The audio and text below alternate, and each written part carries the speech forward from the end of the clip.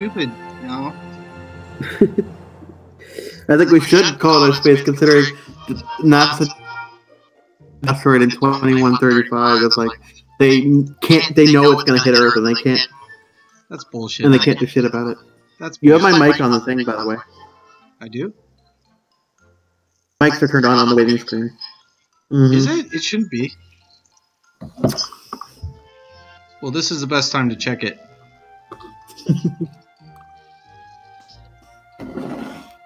Technical difficulties, people.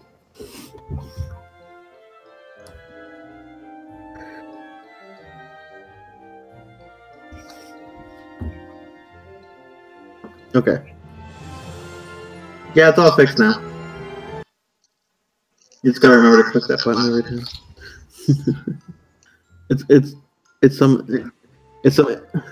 it's some interesting waiting music.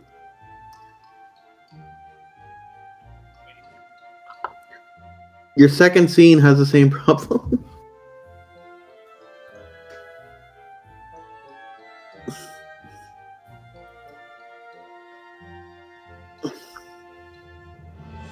No.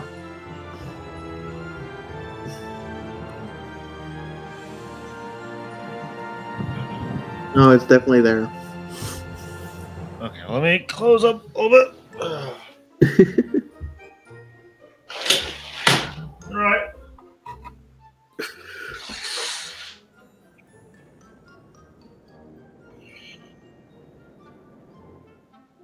Okay. Why? Gemini's not that bad, is he? I think I've talked to him before, but it's been a while. Oh, well. Everything we say can be heard, so just so you know.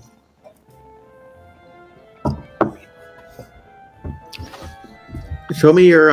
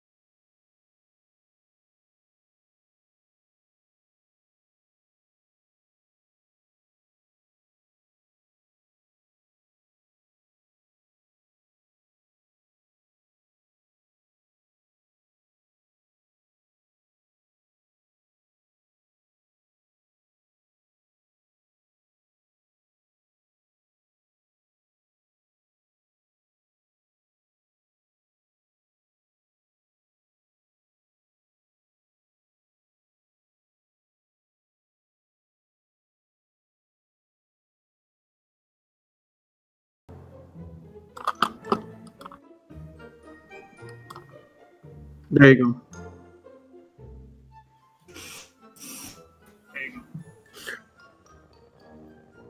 I don't know. I wouldn't worry about it. Let's just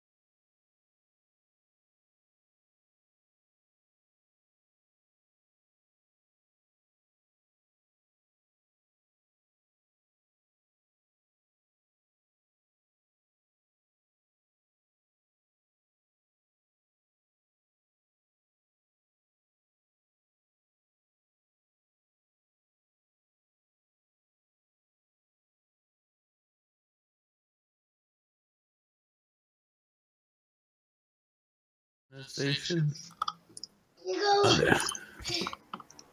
Space! For the record, don't ever get me to type up any descriptions. I can't spell for shit. Fair enough. On somebody. Yeah, no, I was just listening to it. There's a bit of an echo. Maybe you need to turn down the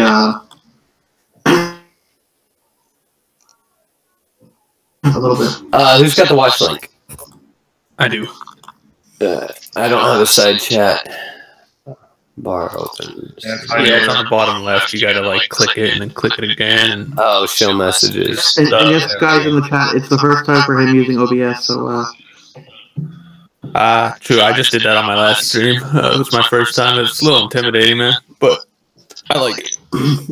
I hope Tim can hear us because there's a major problem with the audio right now. Yeah, I prefer XSplit myself, but, each their own. Wait, where's Tim? Trying that game show recently as He's well. gonna be doing backtracking and stuff, but Is he in the hangout? yeah. Yeah. What's I'm he? here. Oh, you're the academy. Okay. So everything's echoing still. Sounds good to me. Nothing's echoing to me. Oh, actually, yeah, I can hear it too. Never mind. Oh, yeah. Damn. Now somebody pointed it out. I'm like, wait, I thought it wasn't there. Then now it is. Damn. Hey, somebody want to post that in the side chat? Yeah. It's already there. It's I clicked on those. Those are both Red Robot's channel.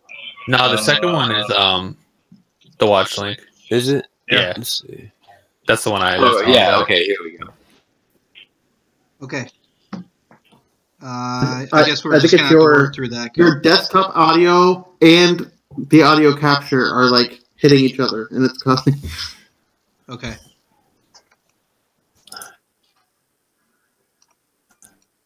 Okay. How about? Can you guys hear me? Yep. Way better. Way better. Okay. Do that. I don't hear an echo anymore. Great. Wow. Likes and watching are the same number. Never seen that before.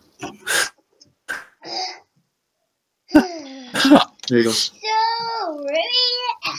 Let's go ahead and figure out. I think we're good to go.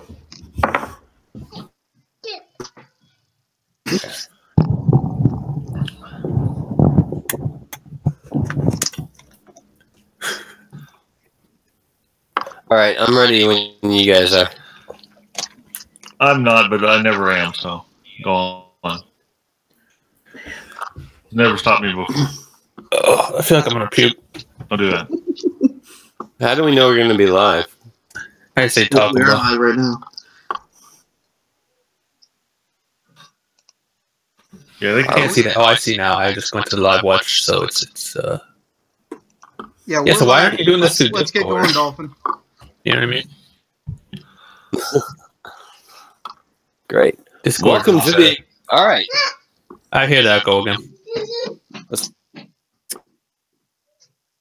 kill the echo. 3, 2, 1. Welcome to the Academy for the first ever Academy debate show. Tonight's topic of discussion is about the value of space travel. Arguing on behalf of humanity's need to explore beyond our own celestial body is Red Robot. Greetings, YouTube, and welcome once again to another stream that was foolish enough to let me on. Countering the value of strapping humans to rockets and shooting them into the void is Gemineye. What's up, guys? Great intro, Gemineye. Working behind the scenes to ensure the greatest sense of accuracy is Tim. Go ahead and introduce yourself, Tim, host of this stream. And that's Tim. Tonight's debate will consist of 3 parts. Opening arguments will take part first, followed by rebuttals, then closing remarks. After that, we will open up to the audience for Q&A. All parties are aware of the rules and accepting of the stakes. Gentlemen, good luck. Begin for space exploration. Red Robot, the floor is yours. Alrighty, well, as I understand it, don't get me wrong, this is probably still somewhat in dispute, but as I understand it, the toughest point in humanity's existence was at some point there was a tiny number of us, say maybe, 8,000, just barely a sustainable genetic population, somewhere in Africa or maybe in Central We don't know now. It's up in the air, but we always assumed it was in Africa. But anyway, the point is, at some point, we were on the edge of extinction, and that toughest point. From there on, we basically have been humping our way into dominance of the planet very, very carefully in using our brains. One of the things that we like to do, not all of us, in fact, maybe not even the majority of us, when we have the yen, we like to explore, to go out. Go to our hill. Trouble is, most people don't want to do that. Most people only really move when they absolutely need to. So why space exploration? We've got to the point where we are on the cusp of, theoretically, on the cusp of the perfect, well, maybe the perfect dream society that people before us thought of, where we don't really have to work all that hard. Oh, yeah, we all bitch about our jobs. We don't have to work that hard. Compared to our ancestors, we live like kings, almost literally. At least in some parts of the world. That technological achievement has happened. And then elsewhere in the world is slowly catching up. Now what? Well, there's always been this argument, yet nay, even a dream from science fiction authors and futurists and scientists even, that we should colonize the stars. And here's the thing. There are reasons why it's not a great idea. It's expensive. It's dangerous. I mean, ridiculously dangerous. I mean, when I mentioned the whole thing about the near extinction before, that was dangerous because, animals.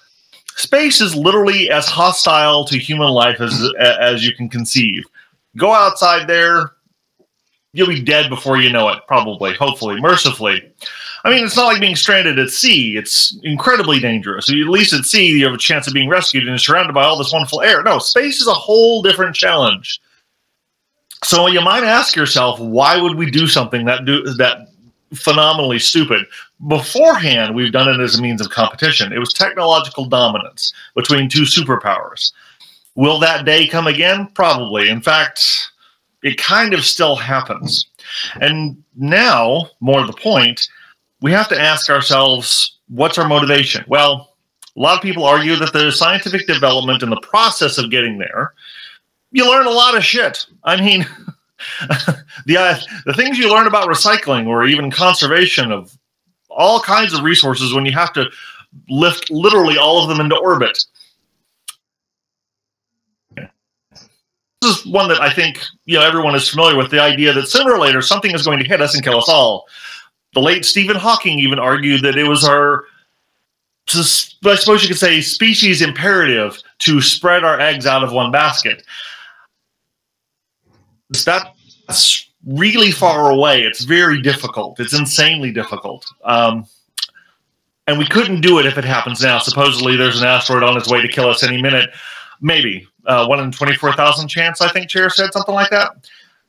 The problem is we're not going to get it done in time for this. We know that. But it will never happen if we don't keep trying. All of the to try. The question is, are we going to be organized about it? Because no one put a gun to Elon Musk's head and said, hey, you got to go into space. No, he just decided he's going to fucking do it. Just like human cloning and a lot of other science things that we don't want to think about, somebody's going to do it. The question is, are we going to do it in an organized fashion where we're agreed on some ground rules, or we're just going to kind of do it in a fucked around fashion and then probably get some people killed? That's the question. Will we do it? Yes. How do we do it? That's the argument, because eventually we're going to try and we will learn a lot. And if that day ever comes and something is about to get us and we know enough to get our asses off the rocket, it'll be because we spent some time to do what seems like a really bad idea. And 20 seconds. Useful. That time? Yeah, 20 okay. seconds. Awesome. I'm good. You get about 10. All right. It's a very compelling opening argument from Red Robot. Thank you very much. Now, countering that with why we should not strap ourselves to rockets and launch into a giant ball of cosmic radiation is Gemineye. Gemineye, you have the floor. All right. So basically what we just heard was someone almost prove all my points for me. it's really not. It's not a tangible thing you should do. I mentioned this in one of my videos. When we went to the moon, it was a cool thing, but it didn't do anything tangible for us as a species. It was just something to. As for the Mars thing, the same thing. I looked somewhere online. I think it costs something like hundreds of thousands of dollars an hour to keep the space station up, floating above the Earth. Yep. So that's just a little window into the cost. And the thing about learning stuff, anything we could learn, we could apply to this planet. Maybe making bunkers, going underwater. Not realistic. I feel like it's just a bunch of Star Trek fanboys. You know, they this idea, this Michio Kaku, Neil deGrasse Tyson view of the world, where we can just become this like society that lives in this. It's just not realistic. Not for thousands of years at least. I just don't really see the point in living on Mars. Like, just get a house in the desert. You know what I mean? I don't get it. That's all the time I need, really. That's all I gotta say. All right. Well, giving up 3 minutes and 40 seconds in his opening statements, Gemineye made the excellent point. And at this point, I'd like, as the host, to interject a question for each of you. Before we get into countering arguments. Thank you, Gemineye, for giving me the time to do this. But Red Robot, my first one is for you. Sure. And that is, if we go into space, the potential for human beings to alter genetically to be able to deal with, as you put it, the very trying conditions of that particular environment.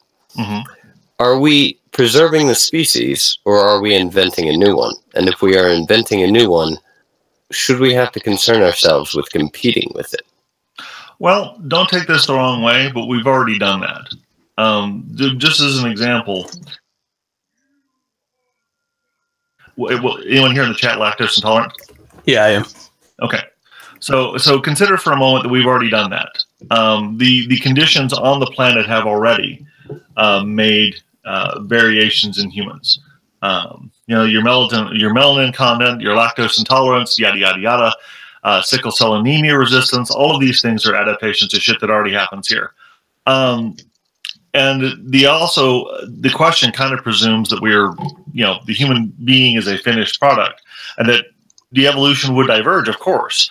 And it already does on Earth. So it's kind of like we may see a more extreme version of that. In fact, it would be kind of silly to not expect some eventual, particularly once we start hypothetically breeding in space, that it would be comical to not expect some severe changes. But what they might be, God only knows. Hopefully, resistance to radiation. And for Gemineye, my question is, as Red Robot alluded earlier, having all your eggs in one basket can be somewhat dangerous. And there is a potential that we might be hit by, say, a large asteroid. I think, what was it, 1 in 24,000 was the quoted stat I heard. Well, was mentioned by someone else. Sorry. Gemineye is, what determined situation would justify sending humans to explore space, in your mind? I feel like we are at a huge risk of being hit by an asteroid. By the way, people don't realize actually like how at risk we are. But space exploration I think is different than colonization. I'm not against space exploration. Division and what we're talking about here. I don't care if someone goes and looks for fucking hydrogen on Mars or something. That's different. I'm talking about like trying to sustain yourself and live there. That to me is dumb. It doesn't. But what was the question? I'm sorry. Oh, what determined situation would justify sending humans to colonize space? I don't think any, because I think we could send money into making some type of situation on Earth livable. We already have a planet we can live on. So anytime you're going outside of that scope to go to Mars because of that, it just doesn't make sense to me. You can just do it here. Because any planet you go to that we could get to, at least now with today's technology, you would have to spend so much time, resources, and money just to live there, just to exist. And we can already do that on Earth. So why not just make? I'm sure they already probably have bunkers or something. You know, who knows? Some super wealthy people that could survive an asteroid. They probably have all the water and food and stuff for that too. But yeah, so I don't think there is any. Excellent. Well, my questions are up, and at this point, we're moving into the rebuttal stage of the debate, at which point each of you will be given, I believe, 10 minutes to rebut each other's claims. Red Robot, you certainly have your work cut out for you with a minute and arguments. I hope your 10 minutes will do you well. Gemineye, I hope you've been taking notes because Red Robot gave you significantly more. Red Robot, you have the floor. All right, thank you. Well, it's understandable to think that. Here's the thing: the people are notoriously lazy. It's just one of the things that's going to happen. The fact of it is that most people, and to concede a point, most people not only wouldn't want to go, wouldn't need to go. The reason, I think, in part, to support his idea, one of the useful side effects of putting people in the most extreme conditions, say, let's just go ahead and go with Mars. If we built a colony on Mars, and I expect what would happen first is we would send legions of robots to build everything up first, and then send people. Because until the robots could, verify, build and verify a sustainable environment, it would be pointless. So this is not something that would happen anytime soon. But we start with that process, because what would happen is, well, even if the robots, never got to serve humans, if they could develop the process of figuring out how to, and testing in a complete and like real life testing, because there's no substitute for real life testing in an environment so astoundingly hostile as Mars, is testing that, make sure it works. That same technology then would be thousands of times easier and cheaper to replicate on Earth. And I feel bad. I did leave something out in my argument about why space colonization may be inevitable. Oh, again, somebody's, as soon as it gets within the feasibility of a ludicrously rich person, again, we've already seen an example of it. Again, it's not going to happen tomorrow.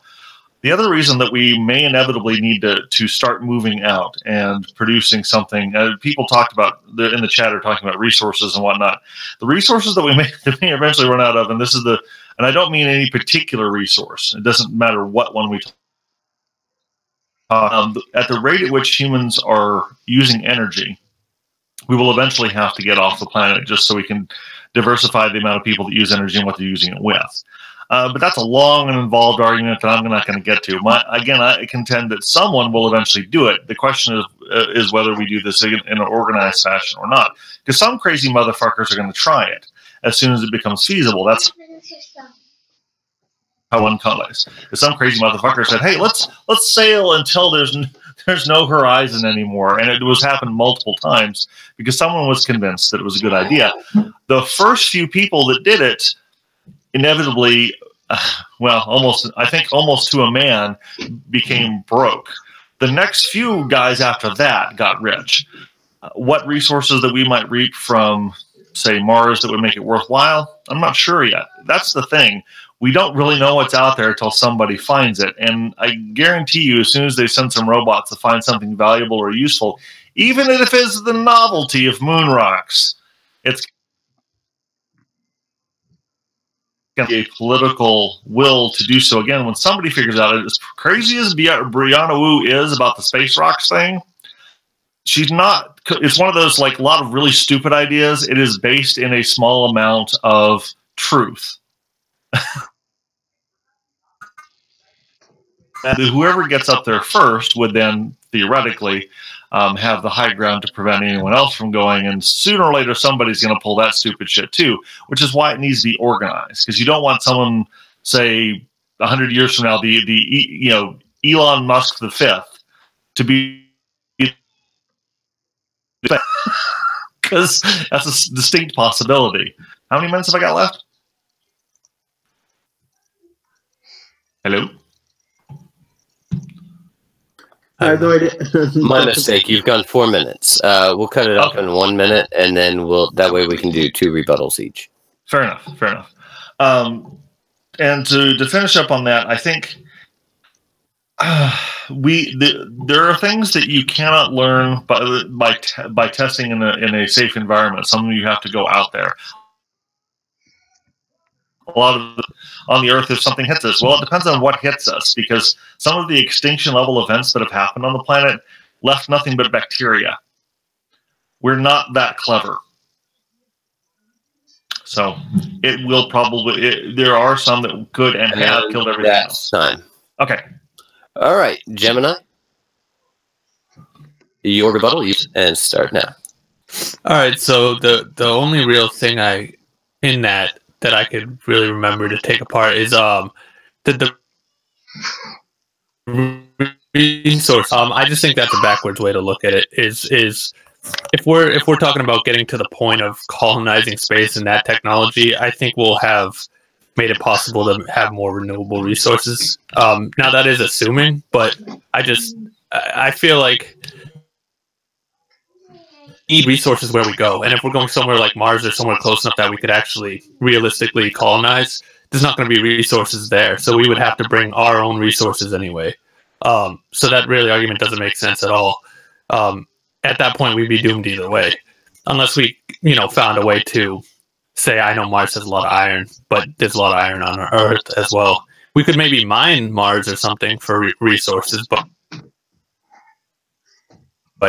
food, you need to pretty much start anew on a new planet once again, kind of, which is a backwards way to do it, seeing as we already live on a planet that has the resources and the atmosphere and so other than that, I don't really. I know you keep giving me like 5 minutes, but that's all I really have on that. Fair enough. I will go ahead. I've been putting together a handful of questions, so you're 1 minute and 25 seconds. Wow, you really you threw 5 seconds. So I've been putting together a few questions while you guys have been making your arguments, and for this part, I'm going to go ahead and throw it at Red Robot. Mars lacks a magnetosphere, making any attempt to establish an atmosphere pointless without correcting that problem first. And since that's a planet-wide problem, it maybe seems a little insurmountable. Meanwhile, Venus, the other Goldilocks planet in our system, is surrounded by toxic and corrosive gases that crush any colonial establishment in this solar system even feasible?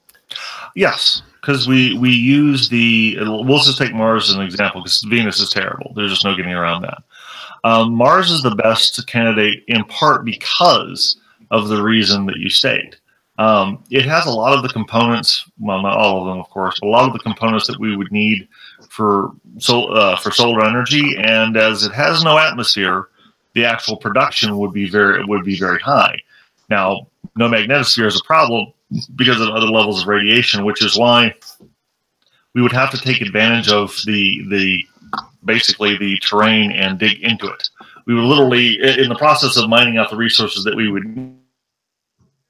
the colony would have to be underground. There would be. It's cute to think about domes on Mars, but no, there is no good reason for it, and it would be incredibly foolish to have. Was build a spaceport at Olympus Mons, probably, because it's literally out. It pokes out of what little atmosphere there is, and because that would be easier to get to for landings, no interference. And then it seems like the logical thing would basically that's a good place to start a colony, dig down, and then put solar panels all along it. Again, send the robots first. I mean, that's what my people are for, after all, to go places no one else wants to go. Joking aside, but really it would have to be done that way. And Venus is a whole. I don't even know where to start with that. We'll go ahead and cut it off of that, because I do have another one. I have one for let's take it into Venus. So, speaking of resources, we are noticing a depletion of certain minerals that we have here on Earth, such as tin, copper, silver, uranium, plutonium, and so forth. The asteroid belt, however, has been identified as having several rocks within it with mineral values themselves, just individual asteroids. Is that not a sufficient resource to go and extract and therefore build, let's say, floating space colonies amongst the asteroid belt? I think they would be great for mining, yes. But to build a colony on an asteroid, I think is not feasible for the obvious reasons. You're in an asteroid belt. But yeah, I feel like if they could work out to land on them and mine them, I think that'd be great for getting resources when we get to that point. I don't know how low we are on 10. I haven't done the research myself. Low enough to go to asteroids quite yet, but we could. I think the important thing is to continue to evolve as a species and some ways of using resources smarter. That would be my answer to that. But yeah, I don't think we should colonize asteroids. No, to answer your question. For a second round of rebuttals. For a quick in break, I'm going to have Chair come in. And then we will get back on with the show. Chair, take it away. Okay. As far as the Academy goes, it's the this is the first show that I've been a major part of on the Academy. So, but yeah, we're it's all kinds of different topics, and we're hoping to have people donate to the pot so that maybe in future the prize money could be a lot more. We don't know. We're hoping for the best. But that's what the goal is, to have these debates be fun and animal attacks that are going on lately. We're just trying to have some fun. That's the whole point, right? So no bleeding here, I don't think. So thank you very much, Chair. And for the record, I did mention that the stakes on the line plus bragging rights. Which we all know. That being said, let's get into our second round of rebuttals. And we're going to switch things around. Gemineye, I know you just got off the floor, but why don't you take it to why we should stay on Earth? Now, instead of arguing for your position, I want you to argue hard for your position. I'm sorry, against your opponent's position. Oh, wait, what? I'm confused now. I'm sorry. I want to hear the other side of your argument. I'm not going to space. I want you to I want to hear why we should stay on Earth. Oh, okay. So why we should stay on Earth? All right. Well, I already said a bunch of reasons why, and I'm kind of running out of reasons here. I didn't prepare for this, maybe as best I should. But I just feel like we should work to make the best on this planet. We already have a planet with trees, with earth, with birds, with owls, with robots. We got everything here. We could. That we're running into issues is because we're using things irresponsibly, and I think this goes to the whole point of this whole debate is when people bring in the resources part. It's like this whole mentality of modern day humans is just.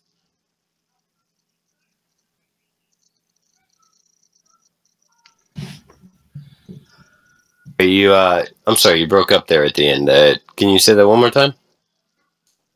Modern day humans is what?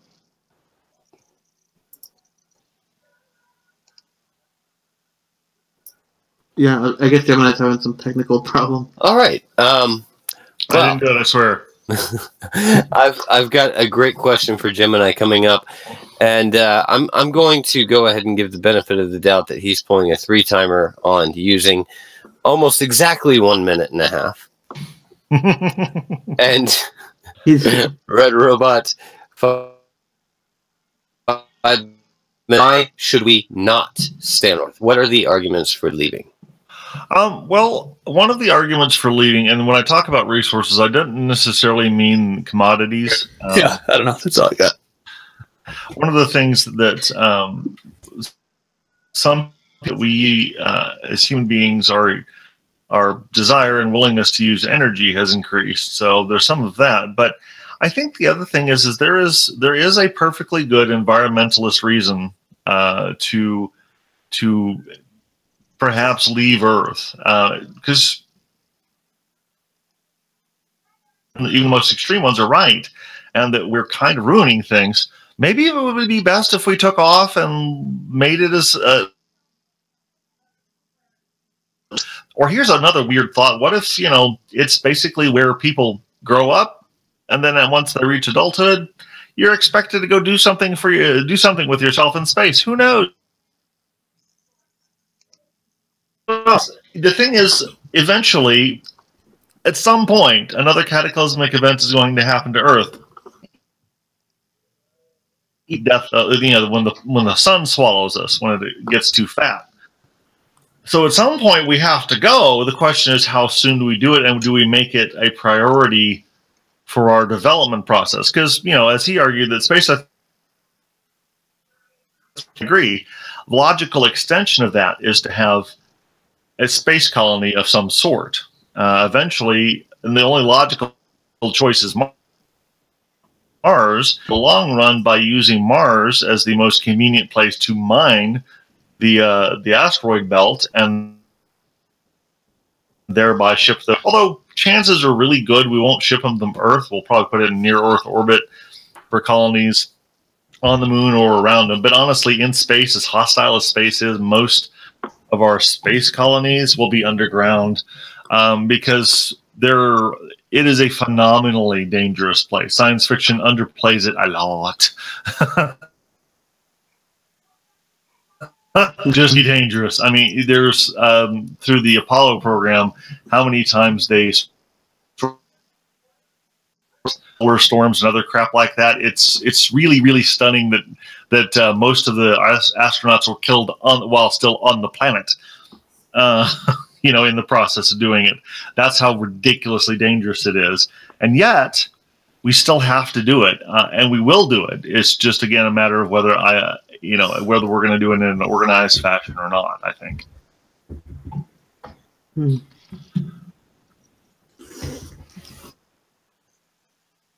I don't know. Am I supposed to respond, or is Dolphin? I don't know. I don't know how much time I have. I really need to stop turning my microphone off.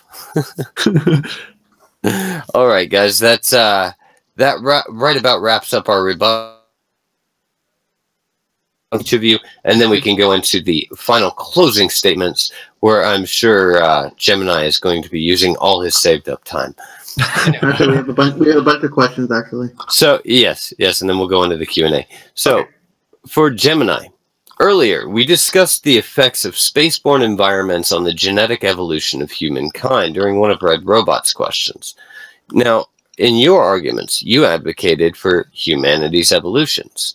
Would space colonization not be the perfect vehicle for that purpose? Funny, I'm just too dumb to even understand that. Can you rephrase it maybe? You said, as humans, we need to evolve. Yeah. Red Robot, I asked him a question earlier about the cause genetic evolutions. Would it not create a whole new species? And I think he rightly argued that you would be silly to think it wouldn't.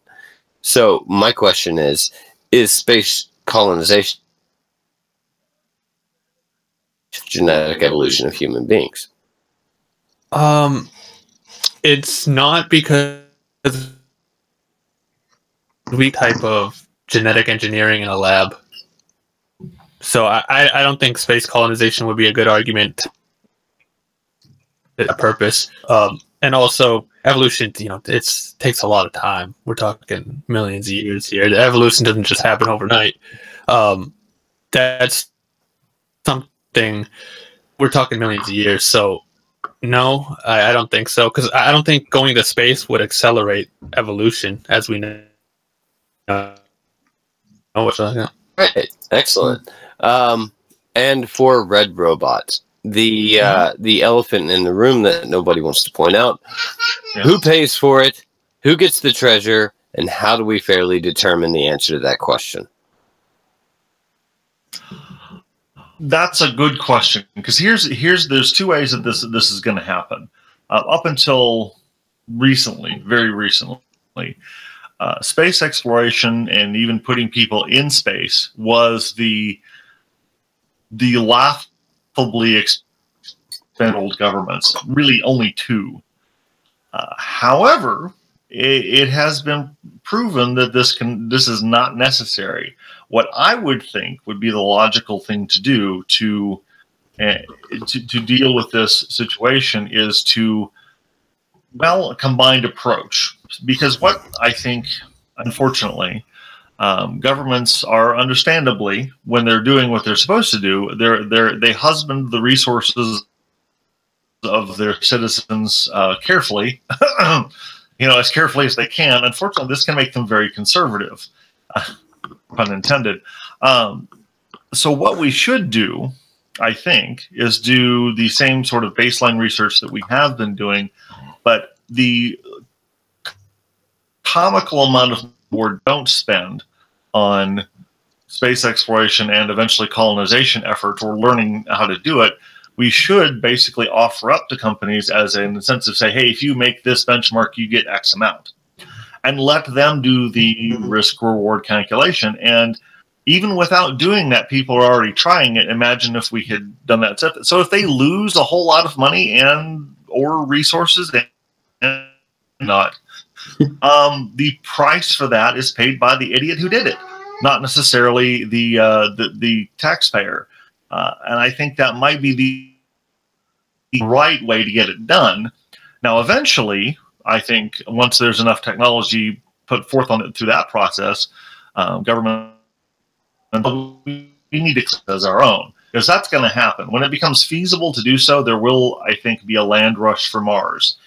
And the nation that is best poised to do so will benefit from that. And let's face it, the only way you can claim that you own something is probably to put a person on it and have them living there. And then it's kind of difficult to dispute that it belongs to you. So, yeah, that's kind of how I think you would overcome that challenge. Okay, excellent. Now, guys, we're going to go ahead and take a few moments to invite you all to jump over to Twitter and follow the... You can vote in next week's debate what the topic's going to be, and possibly throw your name into the hat as a potential debater. I will get more details in the description. I'll make sure they're down there for you if you want to know the debate team. You can catch us on Twitter at The Academy. That is The Academy, THECA. Yeah, just spell it the way it's supposed to be spelled. Anyway, that being said, we will see. We will be posting as soon as I find out from Tim. I'll go ahead and let him know, and you guys can vote on the next debate topic. That being said, let's go into closing arguments. Hold on. There's still a lot more questions to go. We haven't asked the audience questions yet. No, I thought we were doing closing audience and then Q&A. Did we do any Q&A from the audience yet? Question. Although it does make more sense to do the Q&A first and then the closing later. Yeah. And Chair, quit echoing. It's not my echo, it's Tim. Every time Tim puts his mic on, it echoes a bit. All right. Okay, so first off, Aspie was commenting how Red Robot has a fetish for space women. This is true. We all know that to be true. But one of the questions, there's a couple interesting ones. Okay, is the gateway to hell like in Doom? Well, since if that's the case, and that might be my because by the time someone gets up there, I will have been dead for quite a while. That's good news. That means I'll get to meet the first Mars explorer. Because to you. Yeah, I think it would kind of be awesome, but of course, I think in that circumstance, Gemineye wins the debate. Probably. Okay, and there's a question to Gemineye about whether or not he thinks that public money should be used for these. Absolutely. No. Absolutely, and under no circumstance should the public be paying for space colonization or even exploration. But they're already doing that though. Like, isn't NASA already getting paid through? Yes, but they're getting paid for having a space station up, putting satellites up, military defense. That stuff is very important, and I think, and the percentage they take out is very, very minimal. It's almost non-existent. So I think that what they're doing so far is fair because we need protection from other countries going up in space and potentially sending shit down on us, and also having satellites up for cell phones and stuff like that. The internet, that's very important, I think. Mm-hmm. But for space exploration and colonization, absolutely not. That should be privately. If some rich dude wants to do that, that should be on him. Okay. We have one for everybody. Okay. The comment for Schmeckel was, has anyone covered the fact that not to explore space, not to colonize space would go directly against human nature? That's a common misconception. We get this impression that humans are like an exploratory species, but most humans only move when they must. There is a significant but small percentage of people who explore at their will, and their efforts have gotten us almost all the exploration that we can talk about. But most people who do this sort of thing, only do it after somebody's already done the hard work, so to speak. And that's not negative on their part, but most people are risk adverse to some degree, and they wouldn't do that. But some people, those are the people that we're counting on. Yeah, okay. I'm kind of on the Red Robot page there, and I don't know how many people have ever been out on the open ocean to the point where you just can't see land. But if you've ever been there, and it kind of has an impact on you, you're like, holy shit. Yeah, it really hits you hard, and I can see a lot of people kind of like cowering from that. And then you think about how big is space. Well, imagine the biggest thing you can, and then imagine that's the smallest thing that you've ever thought of compared to space, because you just can't imagine space. And if you knew how big it was, you'd probably cower and hide in your basement. Be like, no, I don't even want to see outside anymore. But I think it's a natural instinct for people to run away from things that are just too big. Okay. Well, let's end with, I got one for me and then one from the chat, a fun one from the chat, and then we'll end it there. I was wondering, do you think it's wise to have androids like, say, David with us on human space missions? From Prometheus, that guy.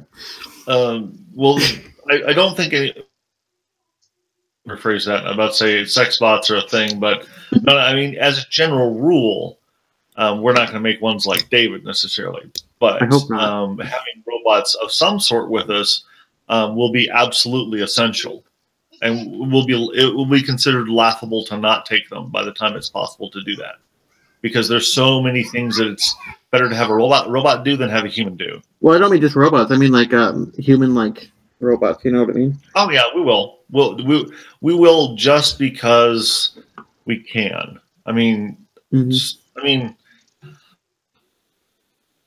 necessarily needed to take some of the things we didn't need to take a flag with us to the moon, but we did. We took a whole bunch of other trinkets too. We didn't need to, but we did because there was space. Heck, the moon buggy was there because somebody realized they were under the weight limit and there was a bit of space that they could put something in. So they said, "Hey, can anybody try and make a vehicle fit in that space?" I mean, human beings will do that. You got room for my clubs? Exactly. Mm-hmm. But yeah, somebody will. Yeah. The final question was everybody's thoughts. Oh, there was actually one other question that we didn't really get to that I thought we should probably answer. The Incredible Ask, we said, what about the threat of dormant pathogens that would possibly come from Mars? Oh yeah, oh god, but my brain suddenly froze, and it's one of the science fiction novels that I read really early on and traumatized me a little bit. So Michael Crichton's one of his first really big novel. Yeah, it's about the pathogen from space. What the fuck was it called? It's called the Andromeda Strain. Thank you. Oh yes, Andromeda Strain. It isn't the Andromeda Strain scenario. Here's the thing. How to put this? You know how diseases very rarely jump species, but they do occasionally. The reason that can even theoretically happen is because we are so closely related genetically that theoretically some of the structures are the same. Whatever's evolved on Mars is going to be so alien as though even if we find life, we might not even recognize it.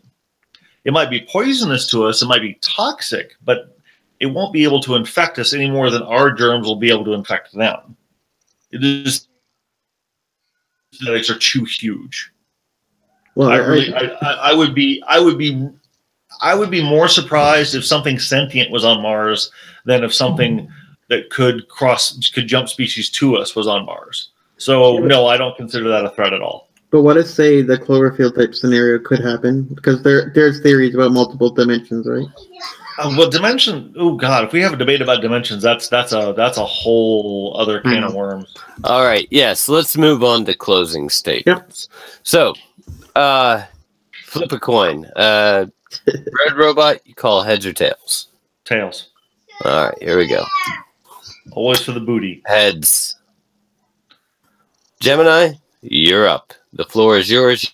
You minutes to make all your closing statements, all the reasons why we should stay on Earth, avoid space colonization, save our money, and whatever else you have to throw in there. Because he didn't get his so you want choice. Okay, well, we could do that. Cool. Yeah, I'll close it out. In that case, Red Robot, it's all you. Okay, well, the primary counter argument is it's unfeasible, ridiculously expensive, and both of those things are, for the moment, true. So at one point was flight. So at one point was, to somebody anyway, a boat floating on the water.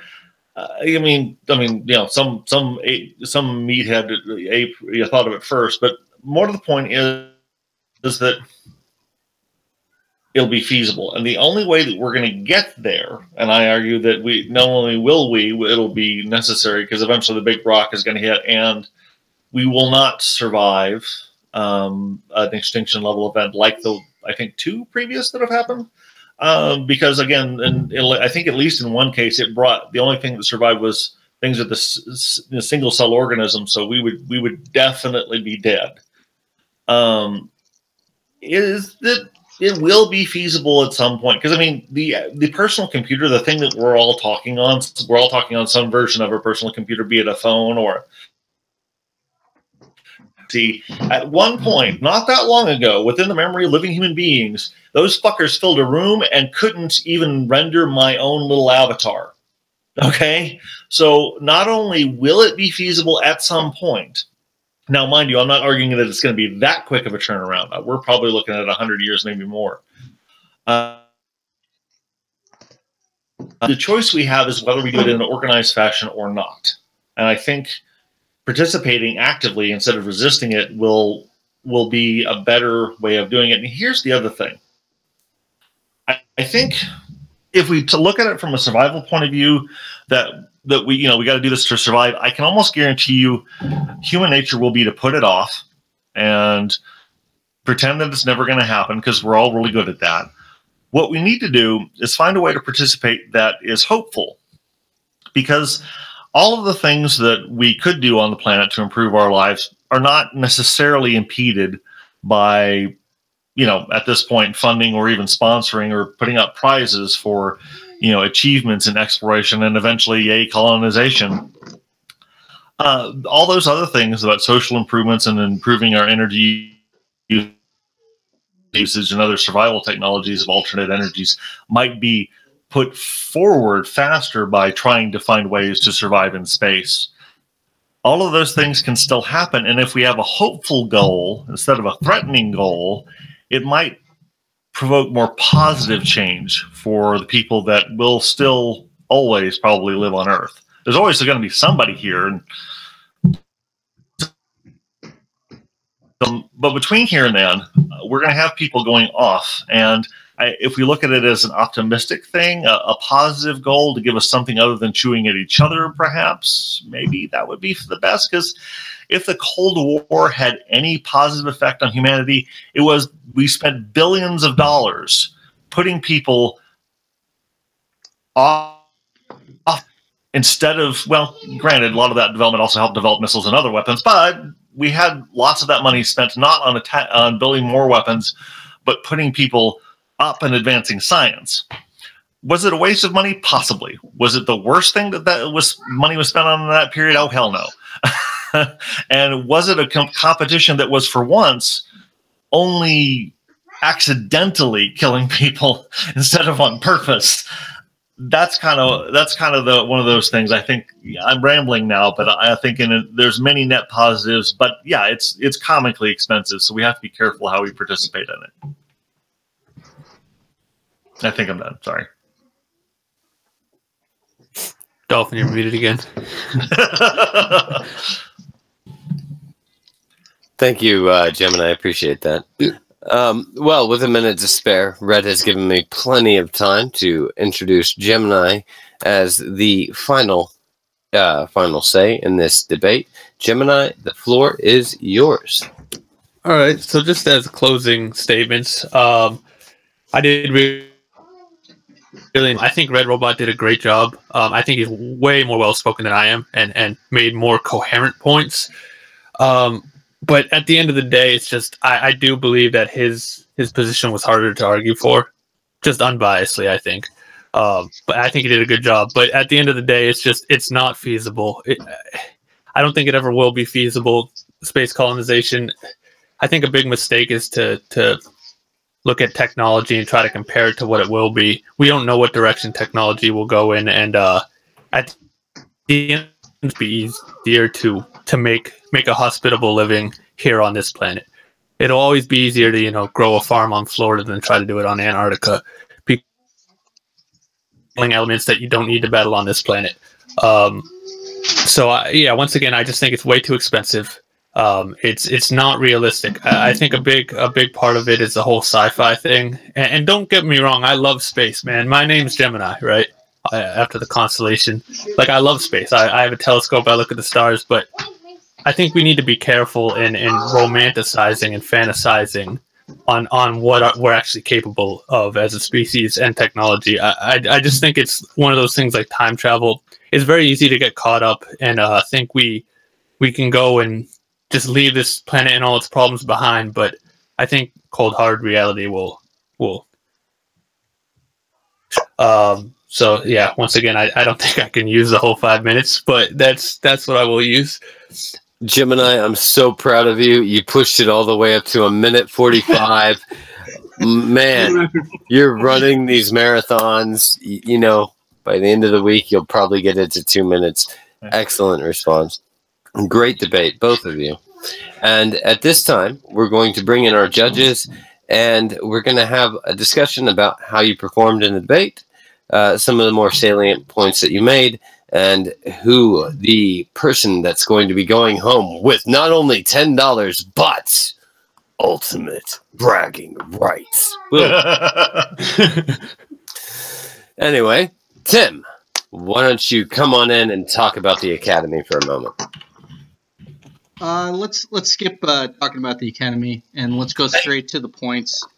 So both of you did very well. Gemineye, you're making really quick points, but your points are very difficult to dispute. The investment domestically versus in space. And to be honest with you, space is a very abstract concept for people to get behind. And also, we don't really, in our current technology, don't really have the tools to really survive in space. So you did very well. You made some very good points. Though short, it was actually very thoughtful. Red Robot, you had great rebuttals. Your points about leading to current technology states and to just the human spirit leading to space or exploring things that we don't know of. Very good. But due to the points and how everybody argued, I would say that this victory would go to Red Robot. And I got you with 100 points, and then Gemineye, you did very well, and you got 75 points. And we're gonna add that to the total. So Red Robot, you got $12, my friend. Okay, well that's cool. Could you that to Extra Life, the gaming charity? What's that? Could you instead of giving it to me, if you would donate that to the Extra Life charity? Absolutely. We'll do it. Fantastic. Thank you. Just DM me their we will go ahead and throw a link up. Do what? Just DM me, Red Robot, and we're good. And hopefully the Academy will be sending out a tweet later this week that'll be explaining what that charity organization is and what they do. And yeah, if you want, I can show them. Yeah, absolutely. Go for it. Okay. Extra Life. Extra Life focuses on raising money for the hospitals and the Children's Miracle Network. Players collect donations in the support of a day of gaming, mainly with aiming to compete a 24-hour marathon of playtime. This gives gamers a chance to make a difference for their own neighbors. When you register for Extra Life, you can pick up the hospital you play for, and then all the money you raise goes to that healthcare provider. Basically, long story short, it's something for the Children's Miracle Network. So if you give them money, you'll get like Let's Play streamers do like challenges and stuff to try and raise money, but I have no idea. I don't really need the $12, so if you're gonna donate it to worthy cause, and that's the first one that popped into my head. To be honest, that sets a wonderful precedent. I hope that more of our guests will follow it in the future. Yeah. That being said, thank you. Show of the Academy. Unfortunately, Gemineye must go live the rest of his life in abject shame. No. The soul of concise. I mean, if anyone can learn something from Gemineye's debate style, it's find the sticking point in the one sticking point in the other guy's argument, just skewer that. You kind of left me on the hook going, well, I got to talk about cost again. I honed in on that one. That's I will admit that is the one thing that gets you in a lot of trouble when you want to argue a pie in the sky argument as well. Who pays for it and how? Yeah, and that's not a small cost. It's quite possibly the most expensive thing that humans will ever do. Yeah, just smart sounding person either, and I didn't really write anything for this, so I think it's I sounded really dumb. I'm sure. If I That's okay. No, you did very well. You were very clear and concise. I don't do that. Yeah. Game because you did in fact lose, and so you bring your family great shit. You guys made the right choice because I would have taken that money for myself. You know what I'm saying? Because I'm a cheap fuck. Now it goes to people in need. And that concludes our first ever debate. Make sure that you so that you can find out what we're debating week after week and even have a say in what it is. Check out the description for below if you want to join the debate or join the Academy. Anyway, my name is Dolphin Radio. Your presenter and host has been Tim, the Academy himself. Chair has been the fact-checking and Q&A. And our special guests for the day, the people who really matter, Red Robot and Gemineye. Thank you, guys. Have a wonderful night.